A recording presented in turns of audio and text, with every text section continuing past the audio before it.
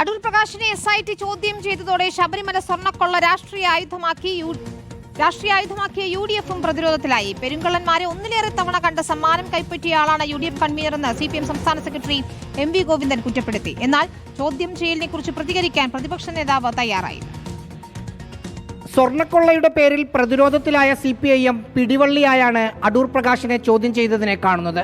അടൂർ പ്രകാശ് ഈ വലിയ പെരുങ്കള്ളന്മാരുമായിട്ട് കേരളത്തിൽ മാത്രമല്ല ഇന്ത്യയുടെ വിവിധ മേഖലയിൽ സന്ധിക്കുകയും സമ്മാനങ്ങൾ വാങ്ങുകയും ചെയ്തു എന്നുള്ള വിവരം പുറത്തു വന്നിട്ടുണ്ട്. ഞാൻ അന്നും പറഞ്ഞിട്ടുണ്ട്, അദ്ദേഹം എന്താണ് കുറ്റം ചെയ്തതെന്ന് ചാർജ് ഷീറ്റ് വന്ന അന്ന് നടപടിയെടുക്കും. ഒരു UDF നേതാവിനും ജയിലിൽ പോകേണ്ടി വരില്ലെന്ന് KC വേണുഗോപാൽ A പത്മകുമാറിനെ ഉന്നം വെച്ച് മറുപടി നൽകി. അത് ചോദ്യം ചെയ്തോട്ടെ. ഞങ്ങൾ അതുപോലെ പറഞ്ഞിട്ടുണ്ടല്ലോ, SIT എന്ന് പറയുന്നത് കേരള പോലീസ് അല്ലേ, ഹൈക്കോടതിയുടെ നിരീക്ഷണമെങ്കിലും.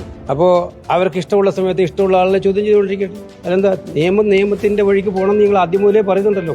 ചോദ്യങ്ങളോട് പ്രതികരിക്കാൻ പ്രതിപക്ഷ നേതാവ് തയ്യാറായില്ല.